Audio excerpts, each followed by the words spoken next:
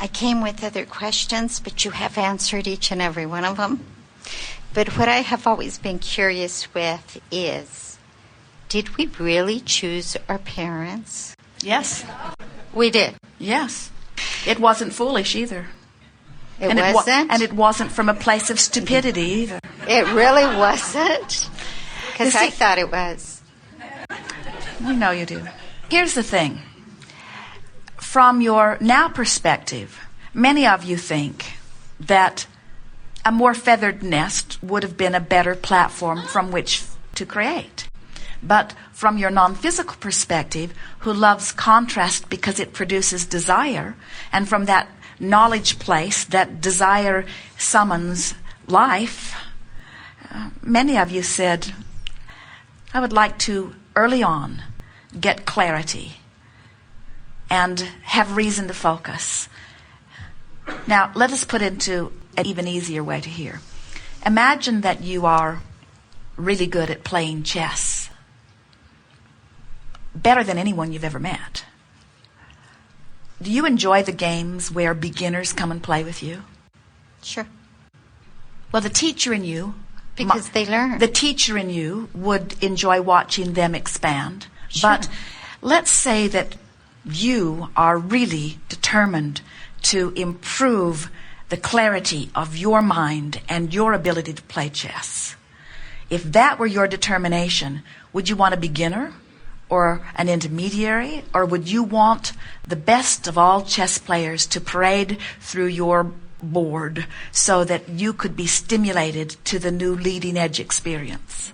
So from that perspective of being this genius creator, you didn't say, feather my nest so that all I have to do is observe and offer a vibration that will perpetuate more. You said, give me variety that makes me think.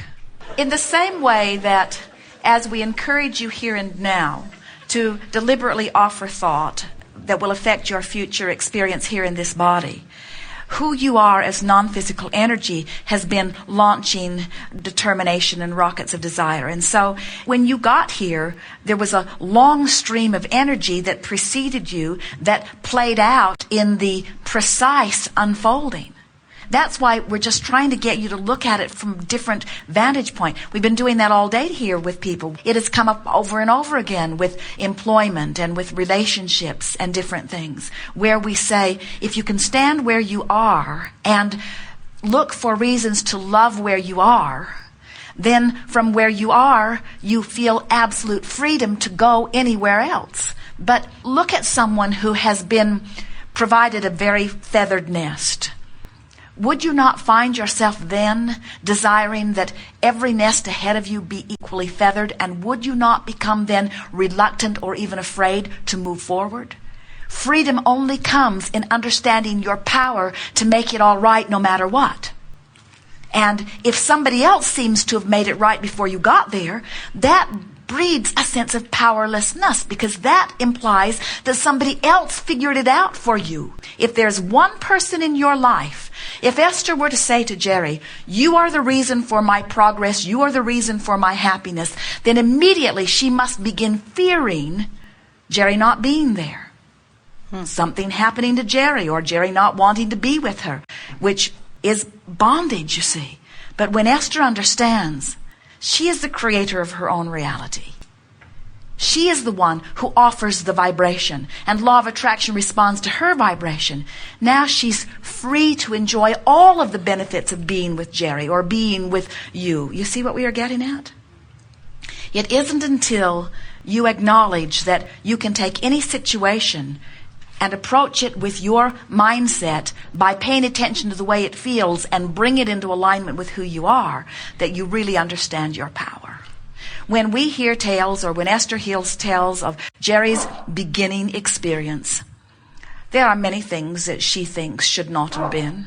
His parents would be in jail for abuse and mistreatment. In other words, in today's society, the way they lived and the way they treated Jerry could not be. And yet, as Jerry is now in his today, and Esther beholds who he has become, she feels nothing but gratitude for every part of that caused whatever it caused to happen in the vibration of this person that brought him to the place of clarity that he had achieved at the point that she rendezvoused with him.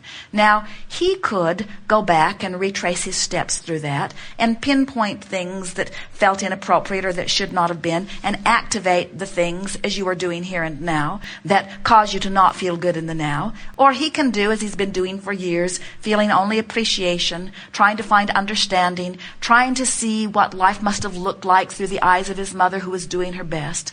As they drove across the desert yesterday, Jerry said, I remember driving in an old car. My mother had so much guts, he said. She took off with 3 kids. 2 of us had measles across the desert in a car that was going to take a long time to do it and in a car that did not have enough gasoline. Ran out of gas. Walked for miles. Siphoned gas out of some farmer's tractor. Brought it back. Off we went again. And then the wheel on the old car came off, and we were poking holes in the pavement as we were going. A policeman stopped and said, you can't drive on this road, you're tearing it up. She said, I can't not drive on this road. I will drive on this road. What are you going to do? Are you going to take us? The policeman left. She drove on the road. Into a ditch. She could not get out. The cowboys came on their horses. Jerry still remembers them with their lassos, lassoing the bumper and dragging them back out on the road. A long, hard journey they had together. A mother determined to do what she had to do. Certainly not a feathered nest. But Jerry wouldn't give any of it up, because he sees it all as the fiber that caused the desire within him that has erupted in the most magnificent of lives that anyone has ever lived. From that broader non-physical view, who sees everything, you not only see the early beginnings, which you now reflect on as being inappropriate, but you see what those early beginnings produced in terms of wanting, and what those early beginnings produced in terms of wanting, which brought answers to. And you see the future experience, you see the whole experience, you see the benefit of all of it. And that's why you say, yeah, I could do that. I might like that beginning if it leads to that middle, and to that part, and to that part, and to that part, and to that part, you see. All of those not good feeling thoughts in your now are muting your ability to connect with who you really are now, you see. Yes. Well, I'm curious also about the family clusters you spoke of, the kind of magnetic attraction, or what you can interpret just through energy rather than physical. The law of attraction is always sorting all of that out. Jerry and Esther were reading the Seth material, and Seth spoke of families of consciousness. And so when Esther and Jerry made this verbal connection with us, they badgered us relentlessly, wanting us to proclaim this person of their family or that person not of their family. And it wasn't until we said, they're all in your family, that they left us alone about that. And the reason that we were not too eager to talk about families of consciousness is because it becomes just another thing that physicals do to try to exclude the unwanted from their club, you see. But I remember the tape about John Adams and how visiting Esther and Jerry and how all of a sudden they related. It felt like, ooh.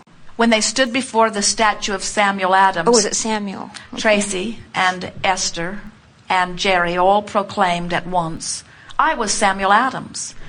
Oh, they were going to Boston, and we were teasing Esther because she was thinking, as so many people are thinking, that there is this linear transference of passing off the baton from physical life to physical life. And we were wanting to broaden her awareness to understand that this soul is a stream of consciousness. It's a stream of understanding. You see yourselves in these physical bodies, and you think that there must be non-physical clumps somewhere to match the physical clumps. And we want you to understand that it is a stream. It is a wireless endless stream of consciousness that reaches all of you. And so as they were landing in Boston, we said to Esther, you will like it here. You have had physical experience here. And then Esther announced to Jerry and Tracy, oh, I was here. And we said, all of you. And Esther said, oh, we were all here. And they said, well, who were we? And we said, when you stand before the statue that is you, you will know. Now they are very excited. Oh, we were famous. There are statues for us. It is 1 o'clock in the morning. They dropped their things off at the hotel and began walking all over Boston, standing in front of statues. And when they stood before the statue of Samuel Adams, all of them proclaimed with one voice at one time in unison, I was Samuel Adams. And then they all looked at each other. No, not you, me. Not you, me. All equally sure that they had felt and heard correctly. And then we said, yes, all three. The energy that now is recognized in the three of you was at that time in that one. How can that be? How can we all be assigned the same clump of flesh? And we say, because you do not understand consciousness. You do not understand non-physical intent. Then you come into a physical body, and then you worry, what would it be like for the non-physical spirit of me if I did not have this one physical body? And we say, there are plenty of physical bodies through which you can explore and dream and imagine and create and love and live, you see. I guess I've heard a lot of trials and tribulation. I think, how come I lucked out from the beginning? I mean, I really think I chose well. We think they all did. Okay. And it's those like you that are wanting to run around making comparisons between your life and everybody else's that makes everybody question about where we're just playing with you. It's wonderful that you love your life. But from non-physical perspective, sometimes physical friends will say to us, Abraham, I've been in this body and it's been great or it's not been so great. But they often will say, when I leave, I'm not coming back, so tell anyone who needs to know. And we say, we will carry your message. And then we say, fortunately, you do not make those decisions from your physical perspective, but from this broader non-physical perspective that understands the value in coming forth in the dramatic variety. Are we sometimes kind of given a shove to come back, or is it that implies choice, assertion? There is not any of that. You come out of wanting. You come out of vibrational desire. Okay. And it's often interesting as we see you, and sometimes you've worked your way into living a wonderful life. And often you say, I'm not sure I want to start over again. And we say, we're sure you do. You say, no, you must be thinking of someone else. I'm sure that I'm really not wanting to start over again. And we say, oh, from non-physical perspective, we adore the newness. We adore the new insights. We adore the new ways of looking at things. We adore another opportunity to have another experience with the guidance system that always keeps us in alignment with who we are. And we know there are a lot of physical beings that have managed to get themselves pretty well disconnected from their awareness of their connection to source energy. But even out of all of that comes powerful contrasting desire that is part of what makes the world go round, you see. Do we surprise you? Is there such a thing as that? It's hard to surprise us because as you launch your rockets of desires incrementally, bit by bit, emotional experience by emotional experience, we are aware of every amendment to every desire in the incremental fashion in which it is offered.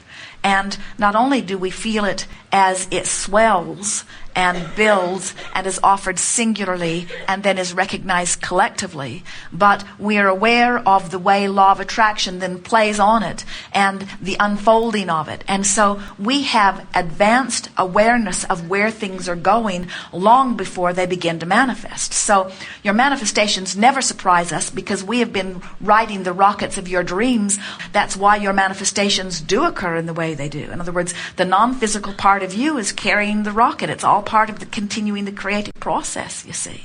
Physical man wants to describe an entity such as God as the one who creates the earth.